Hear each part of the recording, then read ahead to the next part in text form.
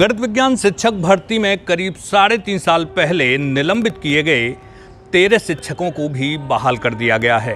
ये अपने विद्यालयों के हेडमास्टर थे जिन पर आरोप था कि उन्होंने जो फर्जी शिक्षक थे उनको अपने विद्यालयों में नियुक्ति दी थी।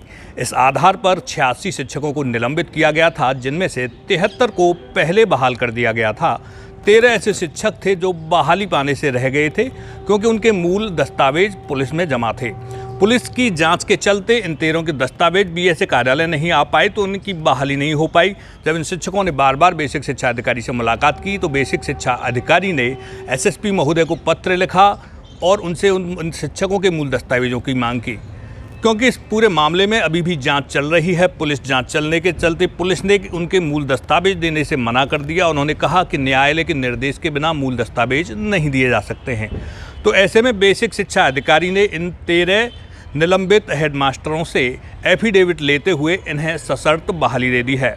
शर्त यह है कि इनके मूल दस्तावेजों में अगर कोई भी कमी पाई गई तो इनकी बहाली वहीं पर रद्द कर दी जाएगी और ये मामला फिर से, क्योंकि एसटीएफ या पुलिस के जांच के अंतर्गत है तो इस मामले को पुलिस ही देखेगी। तो इस तरह इनको बहाली मिल गई है और करीब 3.5 साल का जो इनके लंबा बहाली के लिए इंतजार था वो समाप्त हो गया है। अब बहाली के बाद ये लोग अपने विद्यालय में जाकर अध्यापन कार्य प्रारंभ कर पाएंगे और उम्मीद ये लगाई जा रही है कि इस लंबे निलंबन से एक सबक लेते हुए सभी 86 शिक्षक जो बहाल हुए हैं फिर से ईमानदारी से अपना जो शैक्षिक कार्य वो करने में लगे रहेंगे। वेद प्रकाश गौतम, सचमुच टीवी, मथुरा।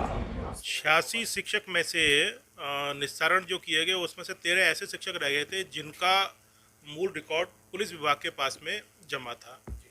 उनके द्वारा संबंधित थानों की प्राप्त कराई गई थी और अब हमने इसके बाद में एसएसपी साहब को चिट्ठी लिखी कि ये मूल रिकॉर्ड उपलब्ध कराया जाए जिससे कि इनका निस्तारण हो और शासनादेश का अनुपालन हो।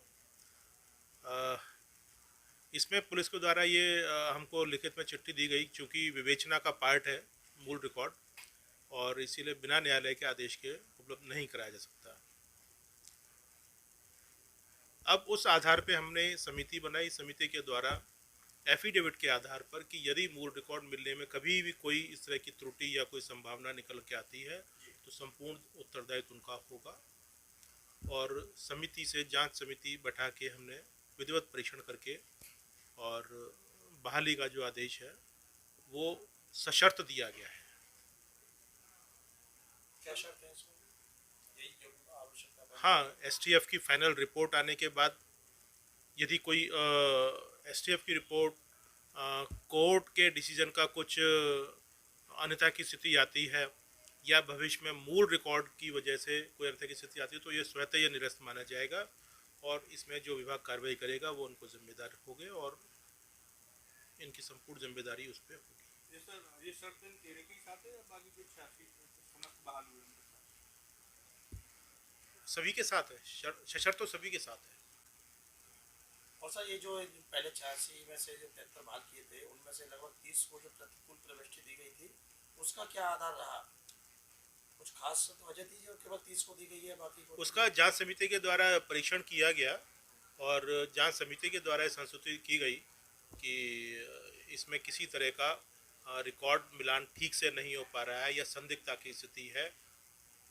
उस समिति की परीक्षण के आधार पे, संस्तुति के आधार पे उस तरह का दंड दिया गया था 29 को। हाँ, 29 को। क्या नाम है? मेरा नाम दलवीर सिंह है। मैं 13 में सस्पेंड था। जब तो हमारे अध्यक्ष महोदय श्रीमान अतुल सारस्वत जी और हमारे देवेंद्र साहब जी की कृपा से ये 3.5 साल में हम लोग बहाल हुए हैं। इनकी टीम ने हमको बहाल कराया है। अब तक हम बड़े परेशान थे।